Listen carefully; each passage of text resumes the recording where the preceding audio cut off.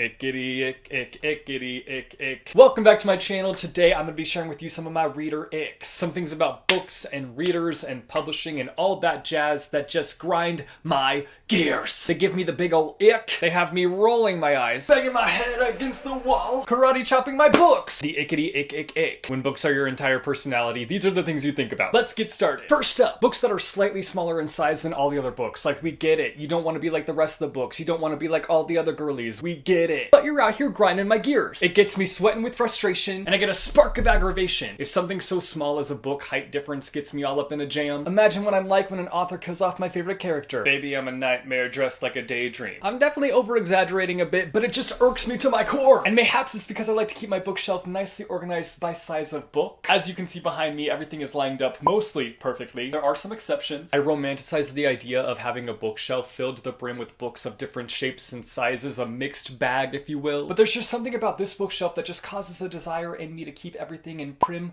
proper shape. Even though I am, in fact, the farthest from prim and proper. No shorties next to the tallies. Sometimes it's gotta be that way. And I just grin and bear it. But behind this grin is a sad book boy. I know at the end of the day, I'm not buying a book based off its size. I'm buying it for... well, to feel something, I guess. Heartache, happiness, pain, sadness, anger. Name it, I want it. But these little books come in and mess up my organization method. Most of their insides are already gonna wreck me, so they gotta stress me out even more. I have examples for this. I have receipts. This is a normal mid-sized book. This looks like a normal mid-sized book, right? They don't really look any different. Stick them together. Do you see what I see? Anger, frustration, pain. Again, normal mid-sized book. You look at this one. It looks normal, right? Looks mid-sized. Stick them together. Do you see that slight height difference? I do not like it one bit. We've got the King of Scars duology. This is the normal edition of the first book, and this is the Barnes & Noble Collector's Edition. And when you put the two together... my villain origin story right here. This fantasy series I got. This is book 1 and book 2. Tell me why they're different sizes. Even if you have a logical answer, I don't care. It's gonna go over my head, and I will remain here, frustrated. It's brutal out here. I think the publishers do it to us on purpose. They want to see us rioting. They love seeing us rioting. Next. This one is gonna be so hypocritical. But... made-up lingo in books. Why is it hypocritical? Because I use made-up lingo in real life. From day to day, I'm using up made-up lingo, bingo, yeehaw. But I own my cringe. If you can't own your cringe, you're boring, you're lame, we can't be friends. But I get like cringe chills when I'm reading made-up lingo. It just comes off as so try-hard. It's trying to make fetch happen, and fetch ain't happening. In the name of Regina George, it ain't happening. I think the made-up lingo typically ends up being overused throughout the book too, that you're just like, okay, we get it, we get it. You made up some lingo, you're hip with the times. When it pops up every 5 pages, I'm sent into Cringeville. The thing is with made-up lingo in real life is that it typically has an expiration date of like 2 weeks. Once it's gone, it's gone. Buried in the ground, don't bring it back. Next, knowing what the audiobook narrator looks like. This is one that I've grown an ick for after stumbling across audiobook narrators on TikTok. And listen. Are you listening? Are you listening to me? You best be. It has nothing to do with their visuals. They are beautiful people like Chef's Kiss. God had his eyes on you when he made you. Oh yes, he did. So don't cancel me. I'd pull a Freaky Friday moment with any of them if I could. But seeing the way that they look just completely pulls me out of the book and just ruins the vision of what I think the character looks like in my mind. Because typically when I'm listening to an audiobook, like I'm visualizing it as the main character telling me the story, and I already have this idea of what the main character looks like because of the book and because of the way that they're described. But when I find out what the narrator looks like, I start to attach what the character looks like to what the narrator looks like, and I don't want that. I just can't do it. Ick, ick, ick. Every time an audiobook narrator pops up on my feed on TikTok, I have to run as fast as I can and click not interested. Because I just know that I will listen to an audiobook that they narrate and I will not be able to get them out of my head. I'm not about that, good sir. Next, minimalist book covers. This is one that I thought about recently when I saw this on my bookshelf. I believe this is like an anniversary edition of The Secret History, and please tell me this is a joke, please. They really said, let's make it white, throw some text on there, and people will buy the heck out of it. Picasso. I mean... I bought it, so dang it. But I still hate it. It's so uninspired. And it reminds me of snow. I hate snow. And maybe it's because I know that I will never, ever, ever have it in me to become a minimalist. And that's because...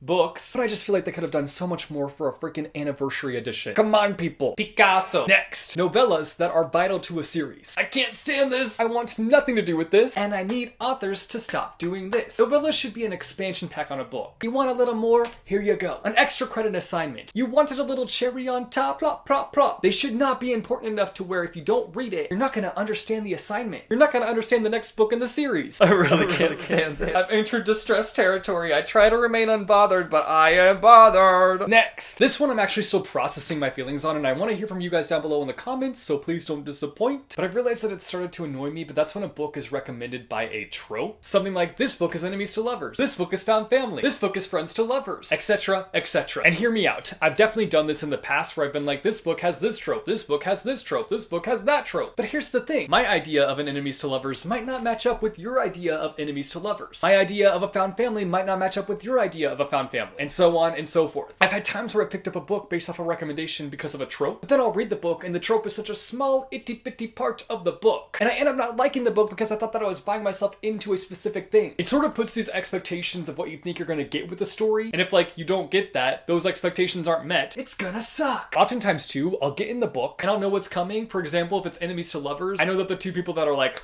button heads are gonna get together. It's a no-brainer. And so knowing the trope going into it kind of ruins it. It's like, where's the element of surprise? There is no surprise because I already knew it was enemies to lovers going into it. It just bruises that element of surprise. But at the same time, I get why books are wrecked this way. I've even wrecked books this way. I get it, I get it, I get it. What are your thoughts on this? Let me know down below in the comments. Next, when people read a book and don't like it and say things like, I don't know how anyone could like this book. I'm someone who will always respect another person's opinion on a book. Even if I loved a book and they hated it, I will respect you. I have respect. Got that R-E-S-P-E-C-T in my name. Jesse the Respecter. Even if our views on the book don't align, I'll respect it. Even if they're wrong and I'm right, I'll respect it. But saying things like, I don't know how anyone could ever like this book, is a little on the rude side. Like, you can critique a book without dragging the people who love it. I'm gonna need you to take several seats. I don't like it. It's an instant unfollow for me. Out with you. Next, underrated book lists that have New York Times best-selling books on them. Listen, I get feeling like your favorite books are being overlooked, but that is not underrated, bestie. I saw someone say on TikTok the other day that the Golden Compass series was underrated, and to that I ask, how? It's a best-selling series. It's literally had 2 adaptations made out of it. It currently has 1,400,600 plus ratings on Goodreads. How is that underrated? In my opinion, books that are like under 10,000 ratings on Goodreads are underrated. Even still, that's questionable, because 10,000 is a lot. Next, thin book pages. I like my pages thick, sturdy, and strong. Not weak little Bible pages that I feel like I could rip out accidentally by flipping one page. I think this trend has kind of died down, but there have been book series in the past where like the first few books have that strong, sturdy book page, and then production flips to doing the weak little Bible pages. And it's like work to flip the page. If I have to work to flip the page, I'm clocking out. See ya. Next, when people say things like, you're so late to reading that book, it came out years ago. You're really bold for saying that. Newsflash, there are no expiration dates on books. Though maybe if there were, I'd like pump up my reading speed. Let's pump it up. It shouldn't matter when a person reads a book, whether that be right out the bag, right when it's released, or 10, 15, 20 years after its release. There are times to open the mouth and there are times to shut that mouth right up. And I think we know what time it is when this is leaving your lips. Zip the lips, keep that to yourself. Oh, I read that like 10, 15 years ago. Good for you, Nancy. You think you're so fancy or something? Cause you ain't, you stank. Why would we say that when we could say things like, ah, you read it? Let's babble about it. Bada bing, bada boom.